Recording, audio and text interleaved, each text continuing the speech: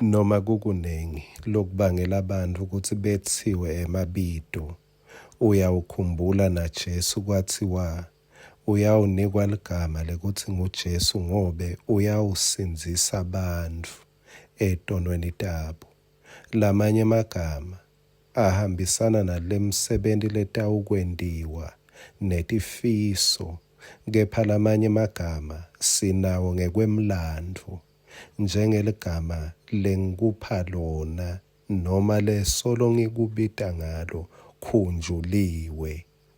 Wena ungukhunjuliwe, hhayi ukuthi utawukhunjulwa kusemlandweni, kuthi uNkulunkulu ukukhumbulile njengaloku simbona enda kuModekhayi. Kwangathi nawe umphumela wekukhunjulwa bewungaphatheka njengaloku nakuModekhayi waphatheka. Nasi ngwaselusuku sakavuka udle.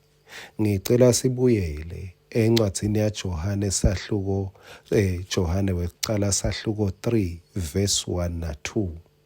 Asenibuke luthando lolungaka babe lasinike lona, kuthi sibitwe ngekuthi sibantwana baNkulunkulu, futhi vele singabo. Ngako-ke live alisadi thini, ngobe alimatanga yena. Verse 2, bathandzekako, nyalo sibantwana baNkulunkulu.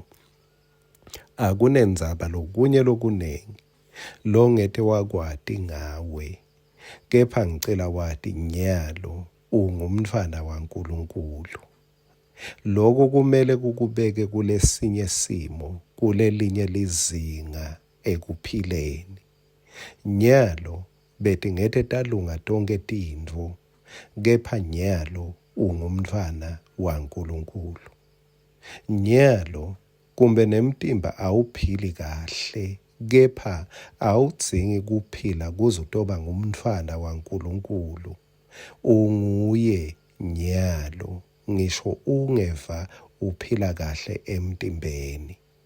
Mangabe khona sitha lesifuna kukuphikisa kuso njengaJesu ngesikhathi alambile, sathi akakhulume kulamatshe atoba kudla uma ngabe ayindodzana noma uma ngabe angumntfwana waNkulunkulu. Jesu wathi cha, mina ngeke ngitame kubonakalisa, noma ngeke ngitame kubonakalisa kuthi ngingumntfwana kaNkulunkulu ngekugucula tintfo. Nginguye, tintfo tingakagucuki, nginguye, ngilambile. Sihlobo sami, ungamele ukuthi kube khona lokubonako emnyakeni wa-2026 kungikhana utawuthi cha ngiyakholwa, cha ngingumntfwana waNkulunkulu. Nyalo kungakendeki lutho, ungakaboni lutho, ungumntfwana waNkulunkulu. Njengemntfwana waNkulunkulu-ke, kuze kuthi le mpilo yakho itoba nemandla la ebuntfwaneni baNkulunkulu. Ngishito ukuthi dlani kudla lese kuhambisana nekuthi wena ungumntfwana waNkulunkulu. Umntfwana elibhubesi udla inyama ngoba atalwa kabhubesi. Umntfwana engomo udla tshani ngoba atalwa kangomo. Umntfwana waNkulunkulu umele adle kwasezulwini ngoba atelwe ngokwaphezulu. Yini lekumele akudla umntfwana kaNkulunkulu? Ngishito itolo ukuthi kukwenda nekucedzela umsebenti waNkulunkulu, kukwenda intsandvo yakhe. Lamuhla ngicela kusho naku kwesibili kuJohane sahluko 6 livesi laka 63, uthi Jesu lokunika imphilo ngumoya.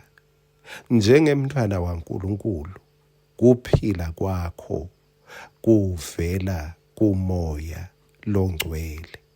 Uthi inyama ayinamsebenzi, emave lengiwakhuluma kukini angumoya futhi akuphila. Naku ukuphila kwakho.